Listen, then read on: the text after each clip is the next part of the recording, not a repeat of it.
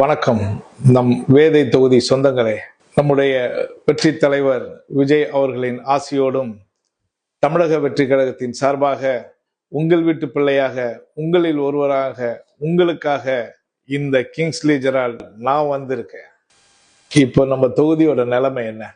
இந்த வேதை மண் பல வரலாறுகளை தனக்குள் அடக்கிய மண். ஆனா இன்னைக்கு இந்த மண்ணோட நிலைமை என்ன? வேதாரண்யம் சொன்னாலே பெரிய பெருமை இருக்கு.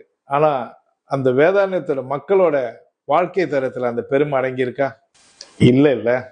இன்னும் நம்ம தொகுதி மக்களுக்கு பல பிரச்சனைகளுக்கு தீர்வு கிடைக்கல. கண்ணுக்கு தெரியாத பிரச்சனையா இருந்தா கூட பரவாயில்லைங்க. கண்ணுக்கு தெரிஞ்சு இவ்வளவு பிரச்சனையை வச்சுக்கிட்டு இத்தனை வருஷமா இந்த ஆட்சியாளர் என்னதாங்க பண்ணாங்க? சாலை வசதி ஆகட்டும், விவசாயிகளோட நீர்ப்பாசன பிரச்சனையாகட்டும், நம்ம ஊர்ல இருக்கக்கூடிய கிணறு, ஆறு, வயல் இது பற்றின பிரச்சனையா இருக்கட்டும், மீனவர்கள் பிரச்சனையா இருக்கட்டும், ஏன் உப்பள தொழிலாளர் பிரச்சனையா இருக்கட்டும், இது மாதிரி பல்வேறு மக்களுடைய பிரச்சனையாக இருக்கட்டும், இதெல்லாம் மாறணும்னு நான் நினைக்கிறேங்க. பல வருஷமா தீர்க்கப்படாத பிரச்சனைகளை ஒரு முடிவுக்கு கொண்டு வரணும்னு நான் நினைக்கிறேன். நான் உங்ககிட்ட வாக்குகள் மட்டும் கேட்டு வரல. இங்க இருக்கக்கூடிய ஒவ்வொரு தொழிலாளியும் விவசாயியின் குரலாக நான் மாறணும். நம்ம தொகுதிக்கு ஒரு புதிய விடியலை கொண்டு வரணும். உங்க வீட்டு பிள்ளையாக உங்க பிரச்சனைகளை என்னோட பிரச்சனையா நினைச்சு அதுக்கு ஒரு தீர்வு கொண்டு வர தளபதி விஜய் அவர்களோட துணையோட நான் வந்திருக்கேன். நம்ம ஊர் முன்னேற்றத்துக்காக, நம்ம பிள்ளைங்களோட எதிர்காலத்துக்காக ஒரு புதிய மாற்றத்தை நம்ம உருவாக்குவோம்.